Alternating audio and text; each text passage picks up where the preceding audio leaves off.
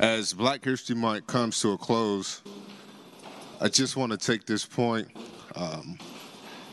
to remind us of how important it is to tell our history. 8 U.S. presidents were born here in Virginia, and I wonder some of you probably can name them all. George Washington, Jefferson, Madison, Monroe, Harrison, Tyler, Taylor, and Wilson.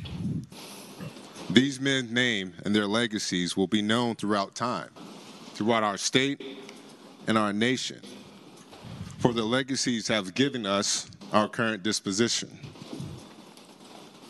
When we begin to examine and study history for the lessons that we ought to have learned as to not repeat the mistakes, I shudder at the notion that parts of our powerful history, specifically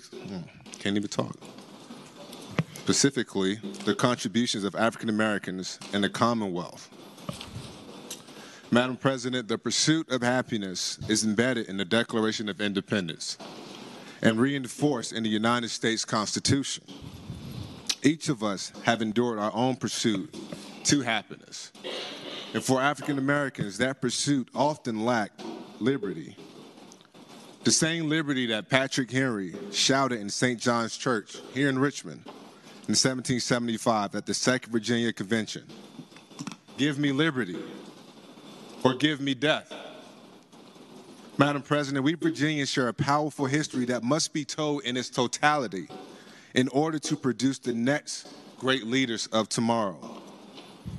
I would argue that no farmer would cut off the vine or stem before his fruits or produce becomes ripe.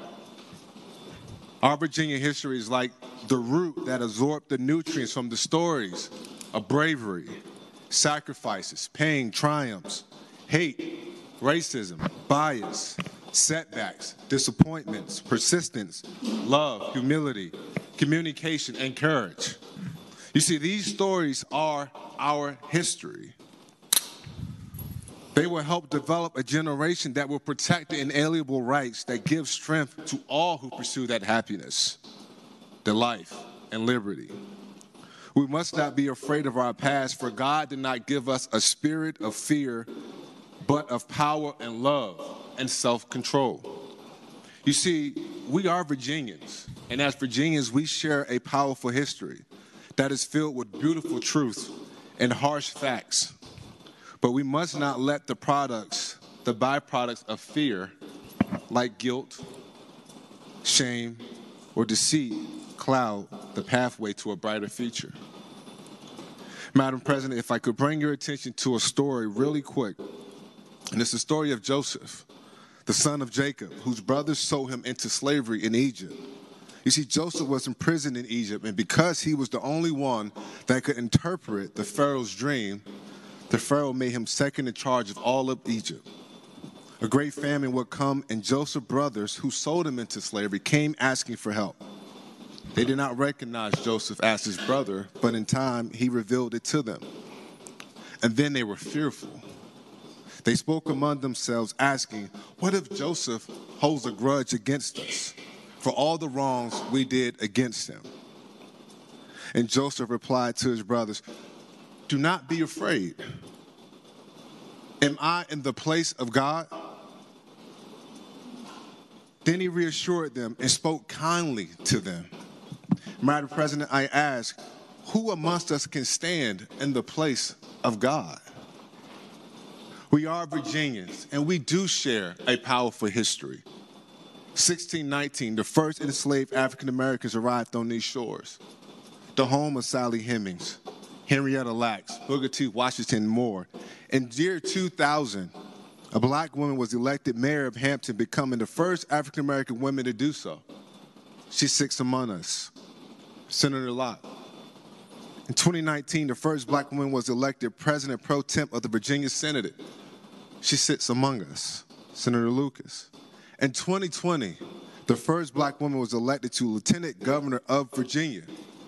You sit among us, Madam President Winsome Sears. And recently, the first black woman was elected to represent Virginia in the United States Congress, representing the 4th Congressional District, Senator Jennifer McClellan. You see, these women are trailblazers, live and well. They play a significant role in the Commonwealth, and their legacies will provide waypoints for future trailblazers. You see, they are Virginia. They are Black Americans. They are Black history makers. And I'm bewildered and perplexed to think that one day their legacy will be overlooked and their accomplishments stricken from the history books. Madam President, the contributions of African Americans, especially the Black women I mentioned today, provided the nutrients and opportunities for someone like me that grew up fatherless and poor to be amongst you today in the oldest Senate in our nation. Oh, Virginians, my Senate colleagues, we have a powerful history that is bold and fearless, and we must not shy away from it. Thank you, Madam President. I thank the senator. Chair recognizes Senator